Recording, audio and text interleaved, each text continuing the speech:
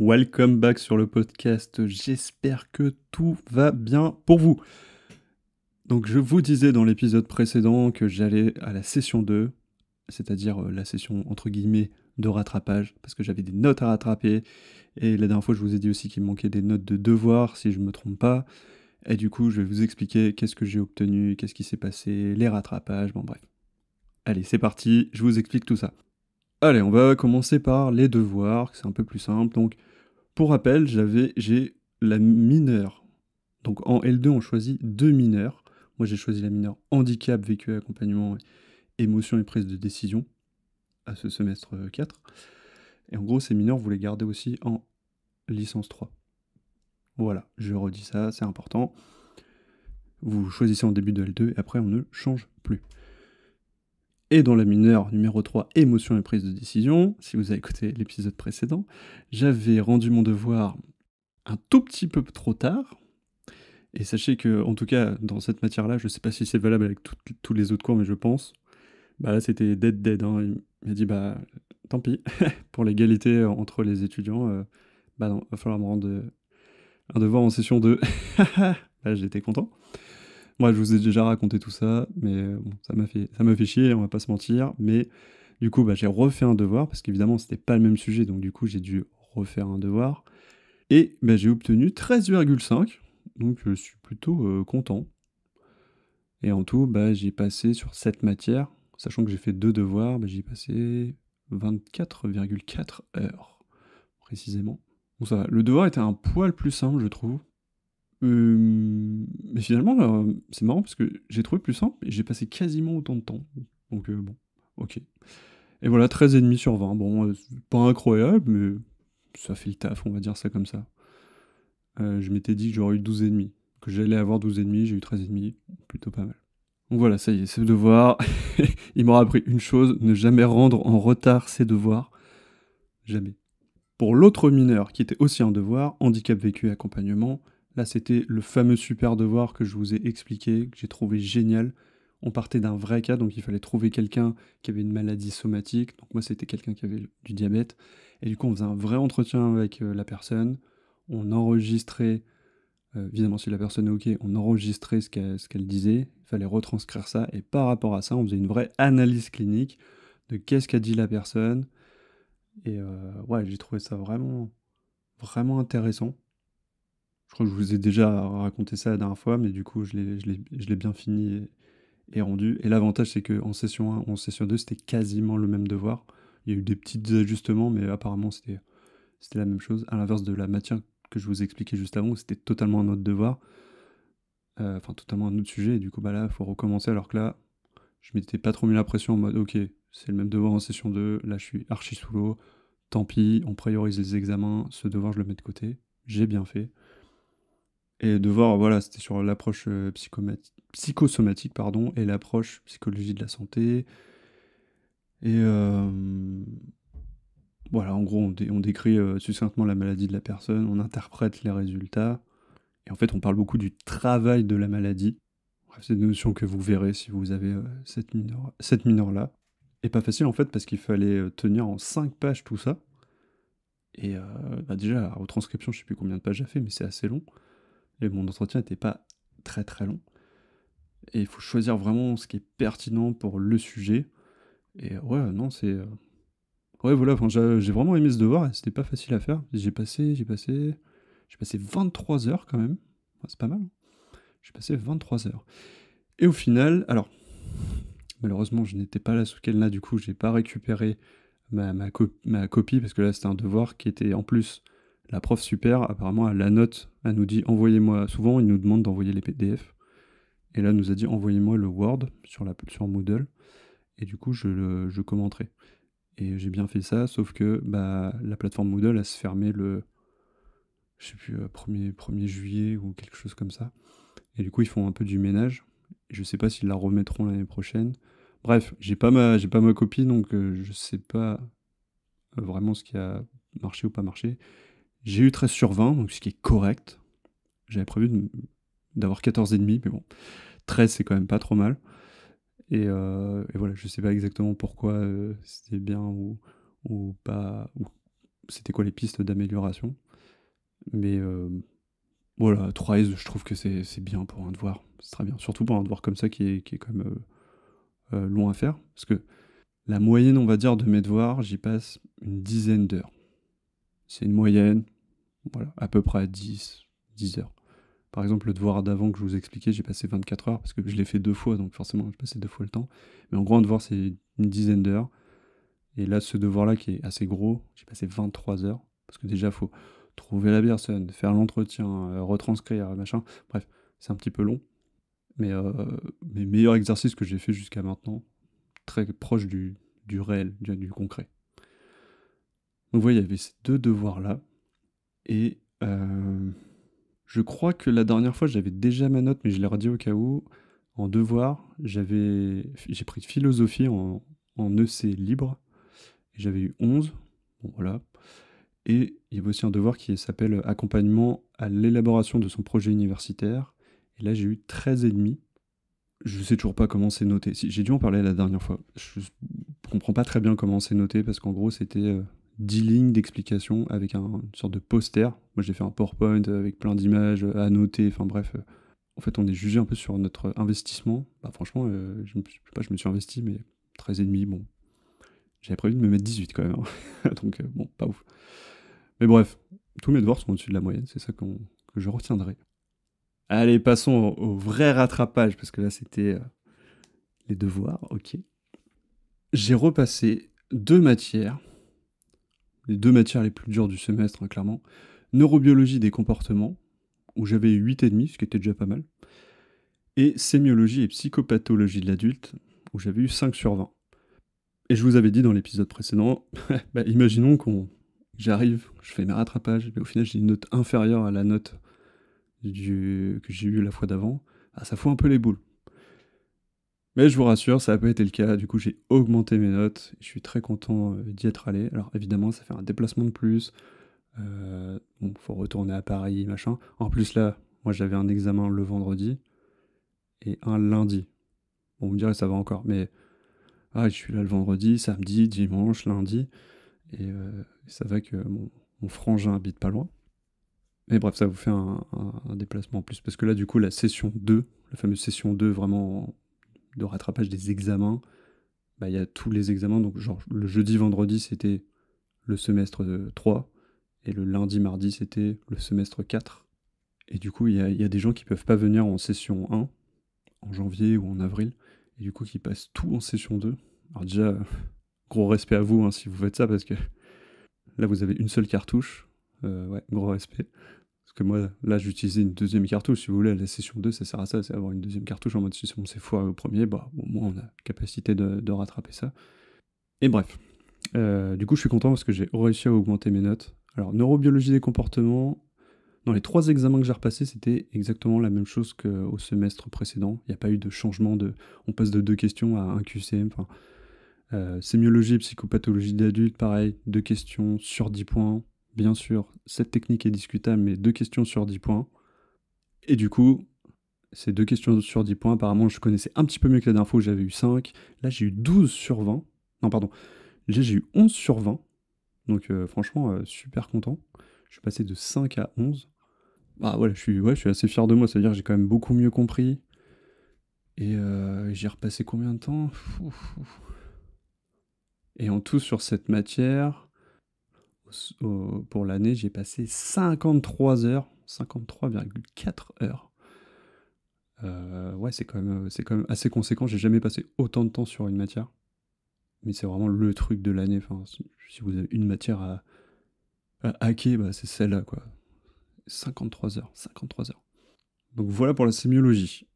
Et d'ailleurs, on la retrouve vachement en L3, donc c'est important apparemment de bien comprendre celle-ci au semestre 4, parce que ça nous sert, cette fois, c'est une base qui nous sert pour après. En neurobiologie des comportements, j'ai passé en tout sur cette matière 41,3 heures. Pareil, quand même pas mal, hein. Et du coup, j'avais eu 8,5 et je suis passé à 12. Donc la progression est moins évidente que sur sémiologie, mais ça veut dire que je suis passé au-dessus de la moyenne. J'ai gratté 3,5 points, ce qui est pas mal. Pareil, même type d'examen, il y avait 2 petites questions au début, un QCM très piégeux, et un texte à trous. Et là, c'est du par cœur, par cœur. En gros, si vous êtes en L2, là, vous arrivez en L2, neurobiologie des comportements et sémiologie, faut y aller, quoi. Faut apprendre par cœur, par cœur, par cœur. Et évidemment, c'est des gros cours. En gros, sur ce que je vous ai dit là, sur le devoir que j'ai terminé, notamment le devoir d'handicap, à préparer le rattrapage de sémiologie, de neurobiologie, j'y ai passé, donc ça doit être à peu près 30 heures supplémentaires. Donc en gros, de fin avril à début juin, il y a eu 30 heures de tout ça. Donc c'est des vrais 30 heures. Hein. Et ouais, ça prend du temps quand même, parce que je m'étais dit, oui, je vais juste réviser ma mind map. Mais en fait, j'ai amélioré la mind map, j'ai relu tout le cours. Mais en fait, c'est archi long. Alors évidemment, vu que c'est le 2, 3 ou 4e passage, ça va plus vite. Mais quand même, j'ai dû refaire pas mal de choses. Par contre, j'avais déjà les éléments, j'avais déjà la mind map, j'ai juste amélioré, ce qui est beaucoup plus simple. Et ce qui me fait venir voilà, à la dernière note, qui correspondait donc au semestre numéro 3. La fameuse note de... j'ai plus le nom de... Comment ça s'appelle ? Le système nerveux et fonctions sensorielles, où j'avais eu un 25 sur 20. Ça m'avait bien fait mal. Et donc là, je ne suis pas retourné pour rien à la fac cet été, enfin en juin, parce que j'ai multiplié par 7 ma note. Ouais, je suis assez content. Et là, vous vous dites, ouais, mais c'est incroyable, multiplié par 7. Mais attendez, 1,25 x 7, ça fait même pas la moyenne, en fait, ça fait 8,75 sur 20. Mais bon, je suis quand même très très satisfait parce qu'au final, mon UE, donc on avait perception, attention, mémoire, système nerveux, fonctions sensorielles, enquête, questionnaire échelle. Du coup, ces 3 matières font que maintenant j'ai la moyenne, alors qu'avant, j'étais juste en dessous de la moyenne. Et donc dans ce cours, en tout, j'y ai passé 33,8 heures. Alors, il est annoncé à 15 heures, ce cours, je crois.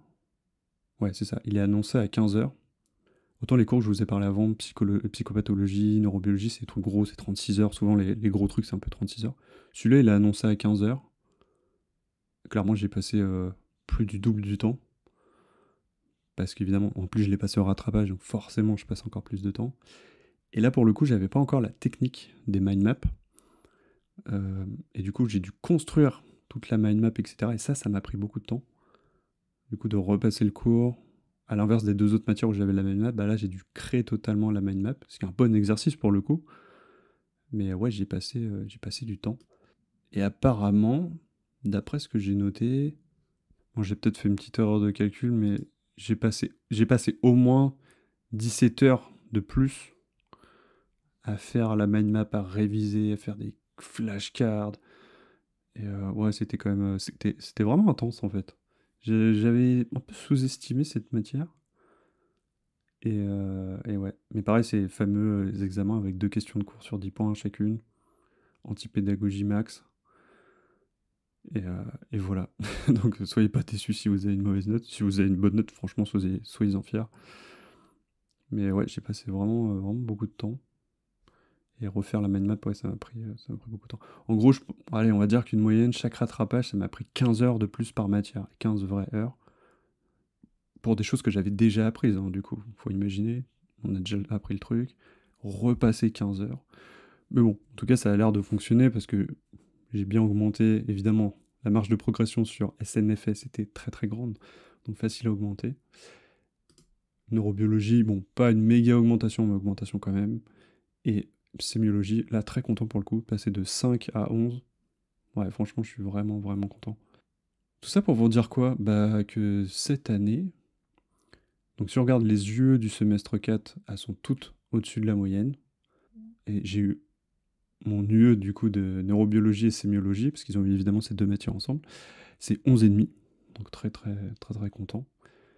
Les devoirs, j'ai 13,3 de moyenne sur les mineurs. Ouais, franchement, je suis assez content de cette année, et ça veut dire que là, toutes mes UE de l'année de licence 2 sont au-dessus de la moyenne. Donc vraiment très content. Et si on fait la moyenne générale de toute l'année, j'ai eu 14,613, et je peux vous dire que j'en suis pas peu fier.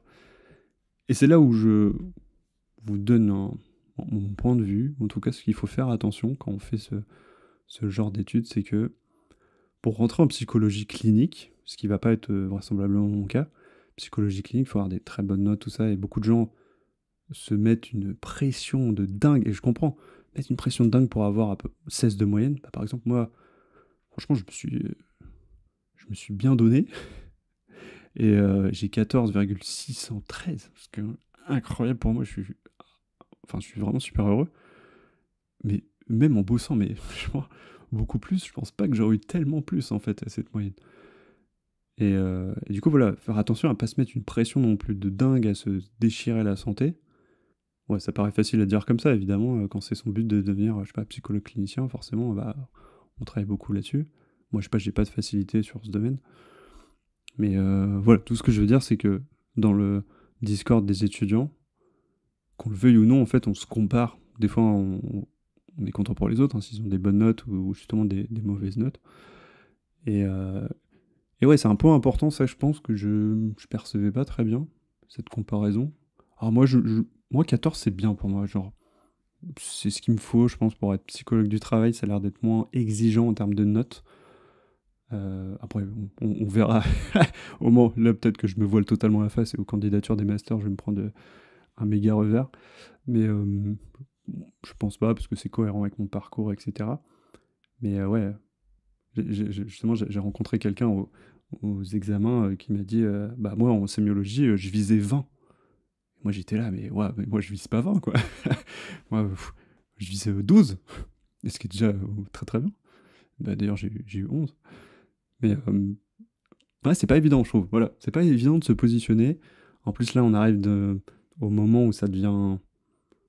Je sais pas comment sont faits les recrutements des masters. Est-ce qu'ils regardent. Apparemment, l'IED. Apparemment. L'IED regarde beaucoup les notes du semestre 5. Donc celui qui arrive, c'est-à-dire un truc qu'on n'a pas encore passé. Donc là, ça veut dire que potentiellement, vous pouvez avoir 18 sur 20 en L1, 18 sur 20 en L2, puis en L3, voilà, le semestre 5, bon, bah, vous avez 12, parce que c'est dur. Et si j'ai bien compris, j'arrive pas à savoir si c'est une légende ou pas, c'est un peu obscur cette histoire. C'est un peu comme l'entrée à Paris 8, c'est très très obscur. Bah, je sais pas. Est-ce qu'ils regardent vraiment, ils se disent bah 12, bah non, on l'écarte directement, ou ils regardent quand même, ils disent ah bah non, en fait il a eu 18 en L2 et en L1. Je sais pas, ça me paraît cohérent. Bref, je vous donne, voilà, c'est quelque chose de très obscur, je suis pas trop sûr de ce que j'avance, mais d'après ce qui se dit, entre les étudiants, ça a l'air d'être comme ça. Donc bon, je sais pas trop ce qui est vrai, ce qui est faux, parce que je trouve ça absurde de regarder que le semestre 5, ça n'a pas de sens. En tout cas, ce qu'il faut retenir, c'est qu'il faut avoir des bonnes notes un peu tout le temps, voilà, c'est tout. Mais voilà, je suis très content, donc bah, ça veut dire qu'évidemment, je vais en licence 3, donc j'ai fait ma L1 et ma L2 L1 en un an, L2 en un an, L3, on va voir si c'est faisable en un an. Et d'ailleurs, je tiens à remercier des étudiantes de licence 3, donc qui ont terminé cette année la licence 3, et qui nous ont fait, il n'y a pas longtemps, une réunion d'information sur la L3. On pouvait poser nos questions, et en gros, nous expliquer les gros points importants à faire attention, parce que la L3, bah, j'expliquerai ça dans un autre épisode, mais en gros, on a les projets tutorés, le stage, évidemment les examens, les devoirs, et les candidatures en master. C'est un petit peu l'année charnière, quoi, où il y a bien plus de travail. En plus, les notes sont importantes pour l'entrée en master. Enfin bref, ça a l'air d'être l'année un peu. Faut être solide sur les appuis, et je pense qu'il y a intérêt à bien gérer son stress et toute sa santé mentale et physique aussi.